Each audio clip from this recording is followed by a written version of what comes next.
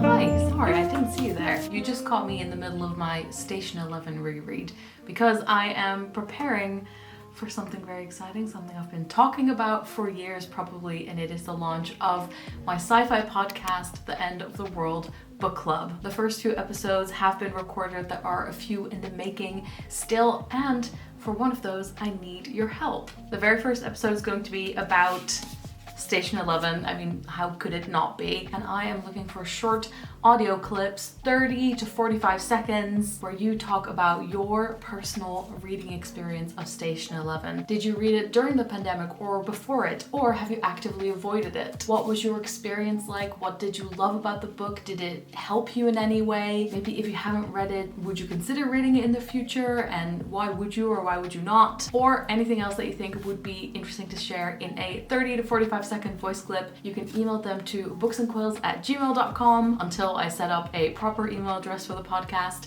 and all the information will be in the description. I basically just wanted a space where I could just talk about sci-fi all the time, and also just make sci-fi a bit less daunting if maybe you've been a bit intimidated by it. I'll be talking to some of my online friends, some of my in-person friends, and to some authors as well. You can also go to Instagram at End of the World Book Club Pod if you want to get updates on when everything goes live. Oh, you can go back to watching the actual video now.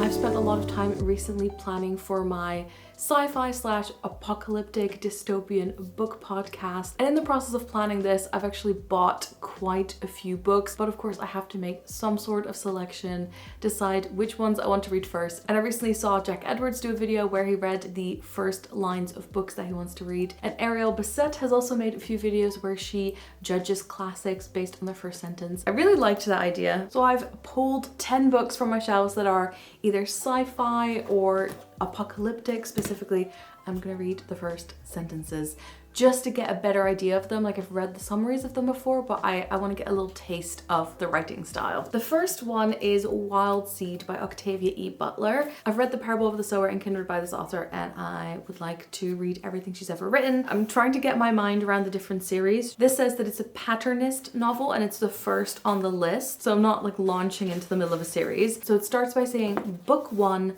Covenant, 1960, Chapter 1. Duro discovered the woman by accident when he went to see what was left of one of his seed villages. I mean, the book is called Wild Seed. It's quite simple, but it's intriguing, and it gives you an impression of like some sort of bigger plan. I love the quote from Viola Davis on the front. A book that shifted my life. Epic, game-changing, moving, and brilliant. Then there is Virus. This was a very expensive book to buy. It's very hard to find. By Sakyo Komats. The subtitle is The Day of Resurrection, and it's translated by Daniel Huddleston. And it is a classic of Japanese science fiction from 1964 about astronauts on a space mission who discover a virus and bring it back to Earth. Okay, there's an interesting introduction in there. The first sentence is almost nothing, as is the second one, so I'm just gonna do the first like very small paragraph. Blow, ordered Captain McLeod. Da, Kapitan, said Petty Officer Ivan Mihailovich. Mihailovich, red of hair and large of nose, nostrils white like those of some Chinese lion, had made a conscious choice to answer in Russian. He smirked.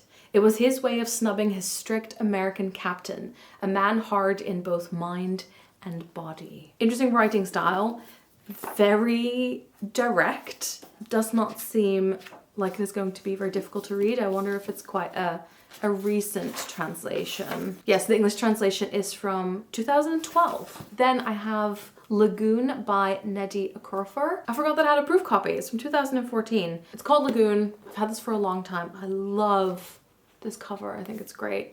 And it says, a star falls from the sky, a woman rises from the sea, and the world will never be the same. It's got a little octopus there. Welcome to Lagos, Nigeria. The city takes its name from the Portuguese word for lagoon. The Portuguese first landed on Lagos Island in the year 1472. Apparently they could not come up with a more creative name, nor did they think to ask one of the natives for suggestions. And so the world turns, masked by millions of names, guises, and shifting stories. It's been a beautiful thing to watch. My designs grow complicated. Chapter 1, Act 1, Welcome.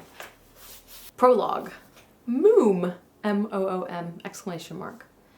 She slices through the water, imagining herself a deadly beam of black light.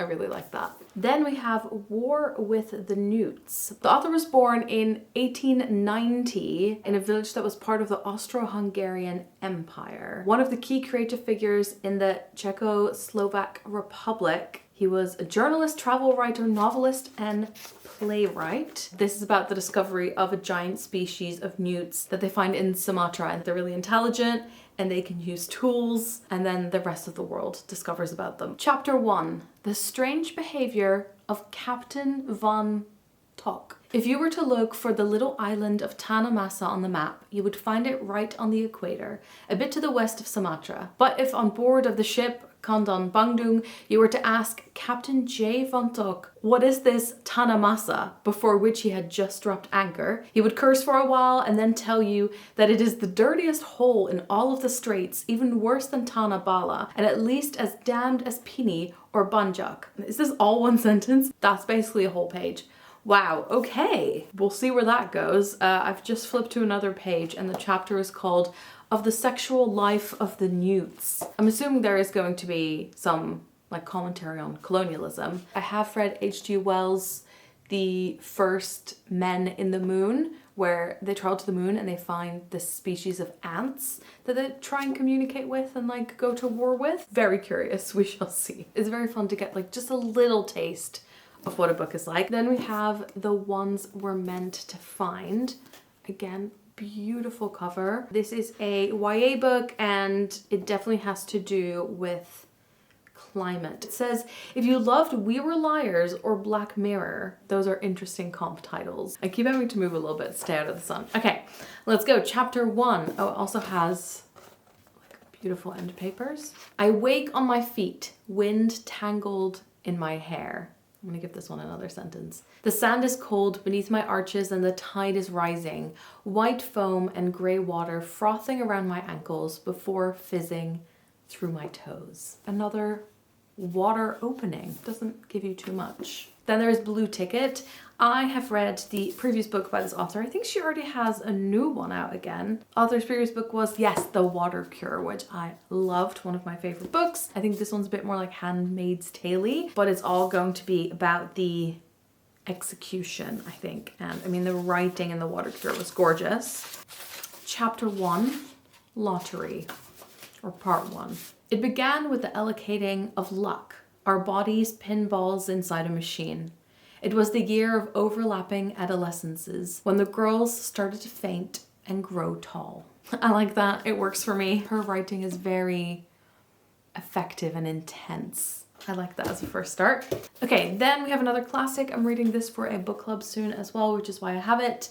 This is The Question Mark by Muriel Jaeger. Written in 1926, it says Muriel Jaeger, dissatisfied with the unrealistic utopian stories of H.G. Wells and Edward Bellamy, Muriel set out to explore the question mark of what a future society might look like if human nature were truthfully represented. One of the things that I find so interesting about like apocalyptic and dystopian novels is about what it says that the author thinks about like humankind. Ooh, it says Muriel helped inaugurate a new genre, the modern dystopia. Okay. I called for a hero, one who should be typical of the England of 1925. And there appeared, gradually developing out of the obscurity, a very unheroic little figure, Guy Martin, shoving and dodging his way along the Strand on a rainy autumn evening. Big setup. I wonder if it's going to be very clearly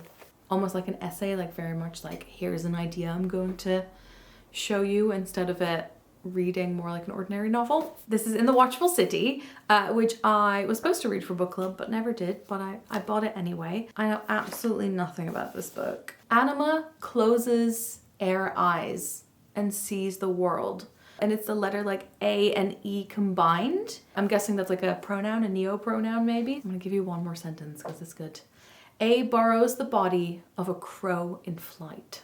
Some of it is in verse. Okay. The cover says, stories within stories. Then this is one that I read part of at uni. I don't remember too much of it, except that it was like quite intriguing. So it is The Drowned World. I do not like these editions. But this is the copy I had at uni. Great chapter title. Chapter 1. On the beach at the Ritz. Soon it would be too hot.